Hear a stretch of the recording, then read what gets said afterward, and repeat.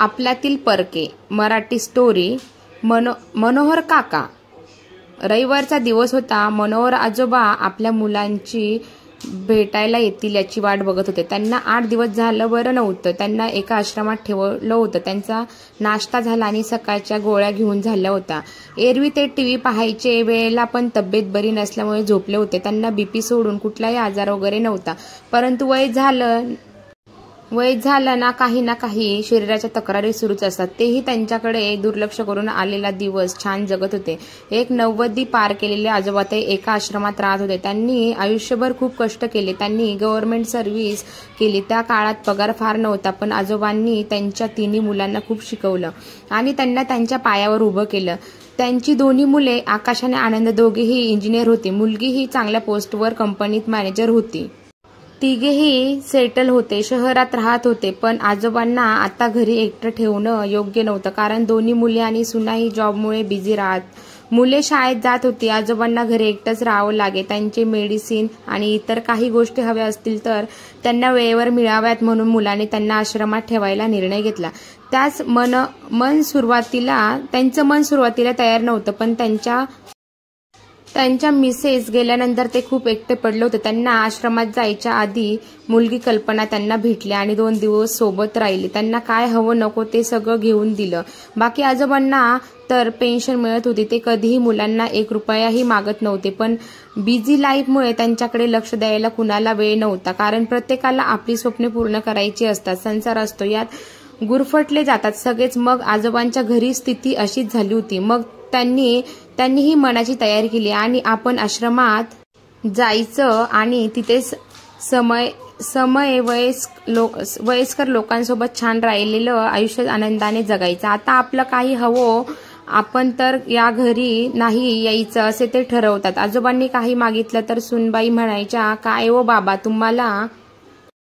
तुम्हाला देईपर्यंत धीर नाही निघत, काम असतात महत्वाची, चालू असतं, उठता येत नाही। आजोबा समजून घ्यायचे, काही बोलत नव्हते। त्यानंतर त्यांना प्रत्येक गोष्ट मागितली तर असंच ऐकवलं जाई। सून आणि मुलगा दिवस नोकरी करायचे। नातवाशी त्यांना बोलावंसं म्हटलं तर त्यांचा अभ्यास असायचा, क्लासेस असायचे। कधी कुणी समवयस्कर मित्र भेटला तर गप्पा मारायचे, पण त्यांना करमत नसत। कोणीही त्यांच्याशी बोलायला नव्हतं। येणारा दिवस ते ढकलत होते, पण त्यांना आश्रम मध्ये ठेवण्यात आलं। त्यांनी आश्रमालाच आपलं घर समजलं। त्यांना खूप आनंद झाला। त्यांच्यासारखे अनेक लोक त्यांना भेटत गेले। वयस्कर भेटले, गप्पा गोष्टी करू लागले।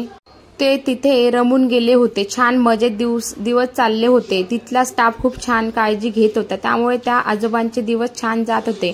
तेही मजेत होते। अधूनमधून मुले त्यांना भेटायला येत। कधी कधी ते आजोबा आजारी पडायचे।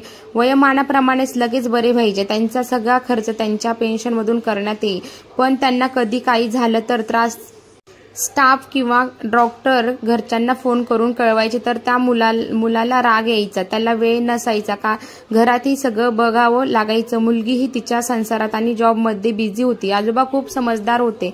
ते कुणी भेटायला नाही आले तरी समजून घ्यायचे। त्यांची सर्वांशी मैत्री झाली होती। स्टाफला ते खूप हसवायचे, म्हणून प्रत्येकाला लळा लागला होता। ते सर्वांना आवडायचे। असेच दिवस चालले होते। ते थोडे आजारी होते। अशक्तपणा जाणवत होता, म्हणून आपल्या मुलाची वाट बघत होते। तो महिना झाला आला नव्हता।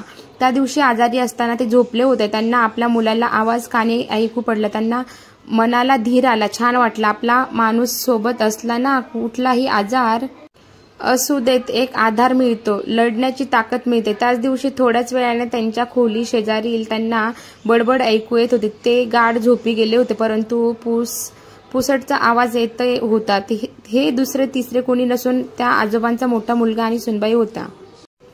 डॉक्टर आणि नर्सला बोलत होते, अहो त्यांना बरं नाही आहे, तुम्ही त्यांची ट्रीटमेंट करता, काळजी घेता, हे सगळं ठीक आहे, पण त्यांचंही आता 90च्या पुढे वय गेलं आहे। कशाला तुम्ही जास्त ट्रीटमेंट करता, त्यांचं आयुष्य वाढवता, यात आमचाही वेळ जातो। मुंबईवरून पुण्याला येणं आणि त्यात आम्ही सगळे नोकरी करतो, आम्हालाही फारसा वेळ नसतो। डॉक्टर आणि नर्स शांतपणे ऐकून घेतले। त्यांना व्यवस्थित समजावून सांगत होते, पण ते लोक त्यांचेच म्हणणं मांडत होते। त्यांचं मत होतं की थांबवा आता, हे सगळ्यात पैसाही जातो आणि आम्हालाही वेळ नसतो। ते आजोबा इतका दिवस छान जगले, आता पुन्हा त्यांचं आयुष्य कशाला वाढवायचं, एवढी ट्रीटमेंट का करायची, त्यांचं वय झालं ना आता. पण डॉक्टरांनी त्यांना सांगितलं तुम्हाला बाबाची ट्रीटमेंट नसेल करायची तर राहू द्या, कारण कुणालाही व्यक्तीलाही काही त्रास होत असेल तर आम्हाला ट्रीटमेंट अशीच अर्धवट सोडता येत नाही.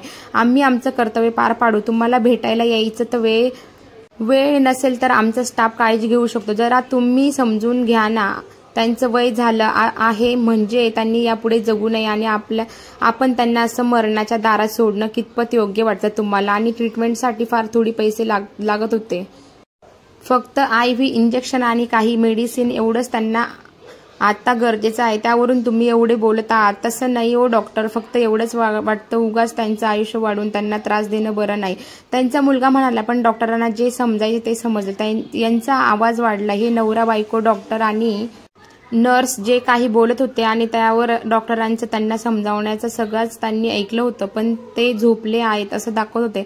डॉक्टर आणि नर्स निघून गेले. त्यांचा मुलगा आणि सून त्यांच्या रूममध्ये येऊन त्यांच्या तब्येतीची चौकशी करायला सोडून त्यांनाच बोलत होते. काय हो बाबा, या वयात असं काही ना काही होतच असतं. तुम्ही लगेच डॉक्टरांना सांगता. तुमचं नेहमीचं आहे. मग ते आम्हाला का कळवतात. आम्हालाही आमची कामं सोडून यावी लागतात आणि त्या डॉक्टरांना बोलायला काय जाते, पैसेही लागतात ना. आजोबा शांतपणे ऐकून घेत होते. त्यांना विकनेस जाणवत होता. त्यांच्यासाठी डॉक्टरांनी सलाईन वगैरे सुरू केली होती.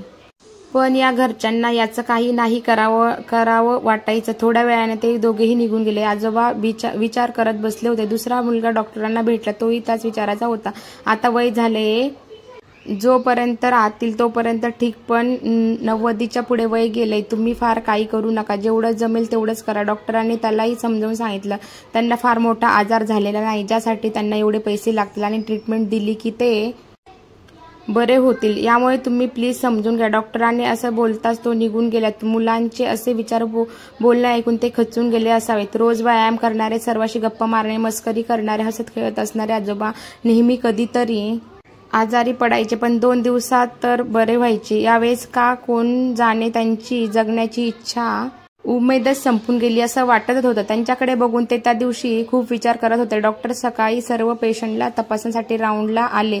ते मनोहर आजोबा तपासण्यासाठी गेले तेव्हा त्यांना ते काहीतरी विचारत असल्यासारखे शांत वाटत होते. डॉक्टरांनी त्यांच्याशी बोलण्याचा प्रयत्न केला. डॉक्टर निघाले तेवढ्यात त्यांनी थांबवलं. म्हटले की डॉक्टर, तुम्ही खूप करत आहोत माझ्यासाठी. नकळत डोळ्यात पाणी जमा झालं. नेहमी मला बरं करतात, पण यावेळेस या घरच्या लोकांना वाटतं मी नाही जास्त दिवस जगावं. ऐकलं की कालचं बोलणं. डॉक्टर म्हटले, बाबा तुम्ही काही काळजी करू नका. तुम्ही तुमची काळजी घ्या. आम्ही आहोत ना सोबत. आजोबांनी नुसती मान हलवली. आजोबा मनातच विचार करत होते. कधी आपल्यातले परक्यासारखे वागतात ना तेव्हा खूप त्रास होतो आणि परकी माणसं मात्र न सांगता खूप काही करून जातात.